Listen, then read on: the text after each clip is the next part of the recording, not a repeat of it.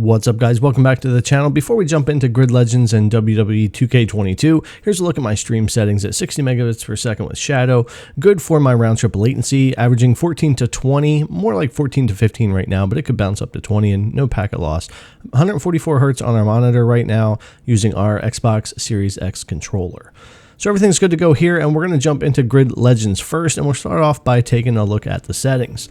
And we are, of course, at 1440p and will be for both of these games. Full screen and VSync is turned off because I want to see what would happen with the frame rate if on maxed out settings it could go higher. However, if you're on a 60 hertz monitor or you're wanting to lock this down, you could definitely enable VSync and possibly get yourself a bit of a smoother experience. But let's just see what Shadow does here with this particular hardware for Grid Legends. And we're going to leave everything on the ultra high preset here. And I recommend if you want to lock 60 all the time, you're going to want to go under this a bit, but wanted to see what Shadow would do with this.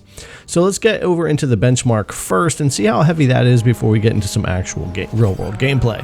And the benchmark itself actually is a little bit easier for the system to run, at least the race that I do after this. That's not super surprising. It can go either way. Sometimes benchmarks are a little lighter to run, sometimes heavier, and this one seems a bit lighter. As soon as I'm into some gameplay and I take control, we definitely lose a little bit of that performance, even though this is a pretty heavy area and track here with a lot of buildings and people. But let's go ahead and switch over to where I'm going to be controlling things here, and as soon as I take over, you'll see the frame rate drop right here. And that's what happens as soon as I'm inputting the controls and the game is responding to me. So we do drop off a little bit right there, but still working to hold close to 60 FPS even with everything maxed out. And Grid Legends is not that hard to run, but it's been a fun racing game, and I definitely wanted to see how Shadow Boost would handle it because of course we are waiting on those hardware upgrades, and we do need them.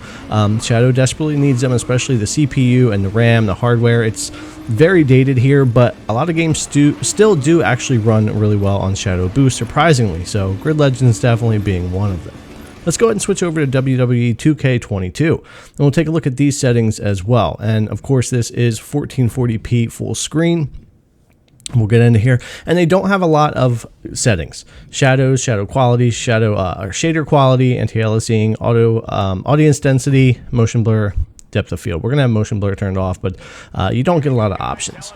Jumping into the benchmark, you'll see this run pretty decently. It's pretty heavy here with the red cage, and I think it's a 6-man plus the referee and the audience, so it is kind of taxing things and running more than you normally would in some other matches. So it was still able to hold its own here. You could definitely lower some of the settings and gain a bit if you want, but when you get into like one-on-one combat and stuff like that, it actually holds a steady 60.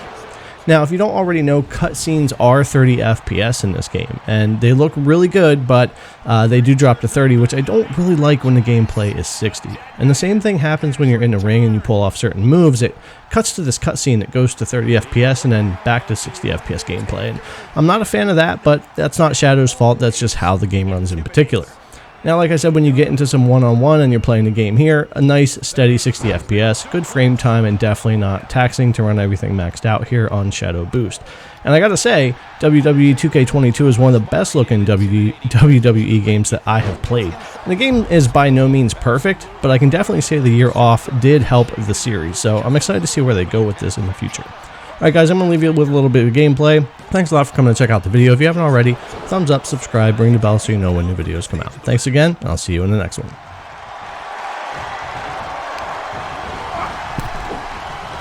And that holds Theory back. Setting him up for the flatline.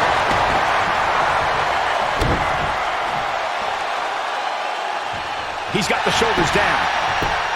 And a kick out. Clearly not enough damage done. Oh, blow to the breadbasket. Oh, man. Going for the cover. Raising the shoulder. You might have been putting the cart before the horse with that pin, but it was worth a try. And just like that, he sent crashing to the floor. He's heading to the floor, but he can't take his time. Making it look easy. Undertaker looking mortal here. Yeah, but he's not breathing heavy yet. Here he comes, sliding back in. Gets inside the ring. Setting up. suplex. The cover, shoulders down.